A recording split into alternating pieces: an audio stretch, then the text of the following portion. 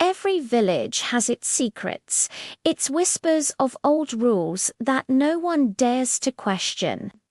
In the quiet, secluded village of Nansoro, nestled deep within a forest that seemed to breathe with a life of its own, the rule was deceptively simple. Never, ever whistle after sunset, not a single note of a song. Not a cheerful tune to pass the time, not even a careless breath that might accidentally shape itself into a whistle.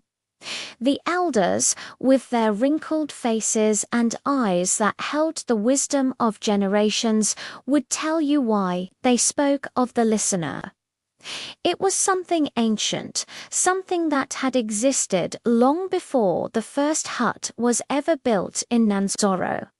They said it didn't see you, it didn't smell you, it learned you by your sounds.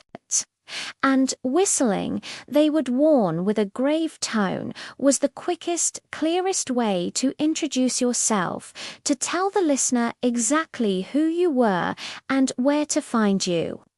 For the most part, everyone obeyed. Fear is a powerful motivator, and the stories of those who forgot the rule were passed down in hushed tones, becoming darker with each retelling. But there was one who didn't listen. His name was Mensa. Mensa was young, strong, and brimming with the kind of confidence that borders on arrogance. He didn't believe in old tales and taboos. He would laugh openly when the elders spoke of the listener, rolling his eyes dramatically at the stories he dismissed as mere fables designed to scare naughty children into behaving. To him, the forest was just a forest, and a whistle was just a sound. One evening, as the last sliver of the sun bled orange and purple below the tree line and the crickets began their nightly chorus, Mensa started his walk home. He decided to prove his point. He puckered his lips and began to whistle.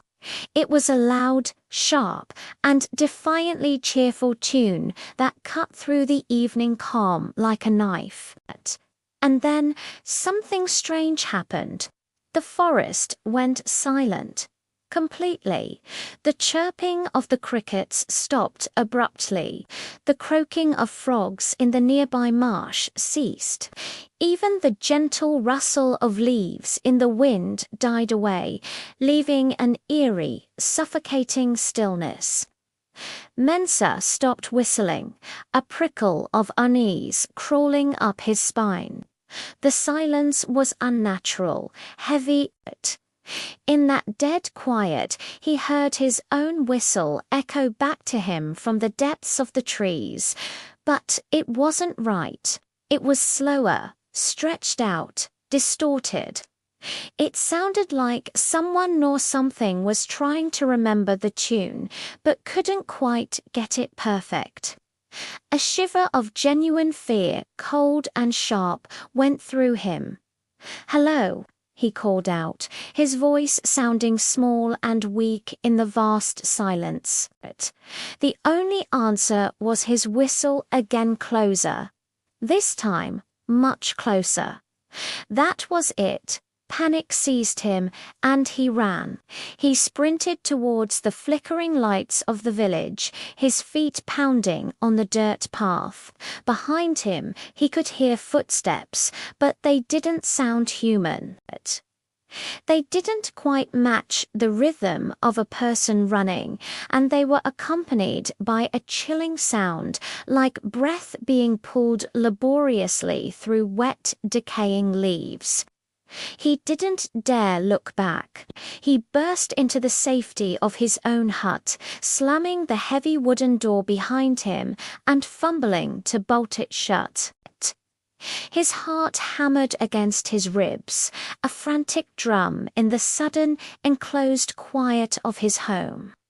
He pressed his ear against the door, listening, straining to hear anything over his own ragged breaths. Then came a knock. It wasn't loud or aggressive. It was soft, almost polite.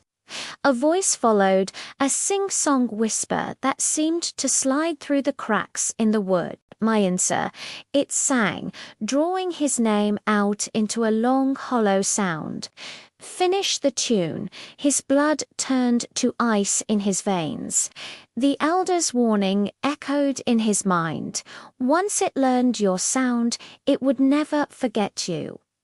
The knock came again. But this time, it wasn't from the door. It came from the wall to his left. Then, from the thatched ceiling above him. And then, terrifyingly, it came from inside the room with him. Mensa spun around, screaming. From the deepest shadows in the corner of his hut, a figure began to unfold. It was impossibly tall and disturbingly thin, its limbs moving at unnatural angles. As it stepped into the dim moonlight filtering through his window, he saw its face. Its mouth was split far too wide, stretching from ear to ear, and its lips were peeled back, not to reveal teeth, but rows upon rows of twitching, listening ears. The creature leaned close, its presence sucking all the warmth from the air. It whispered, its voice a dry rustle right next to his ear. "You whistled first." The next morning, the villagers cautiously approached Mensa's hut. They found the door unlatched, swinging gently in the morning breeze. The inside was empty. There was no sign of a struggle, no drop of blood, nothing out of place. It was as if Mensa had simply vanished. But there was something left behind, a sound.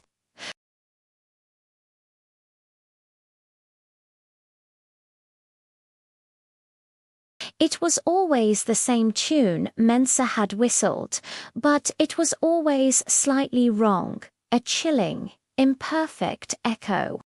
And from that day on, no one in Nansoro ever broke the wicked taboo again.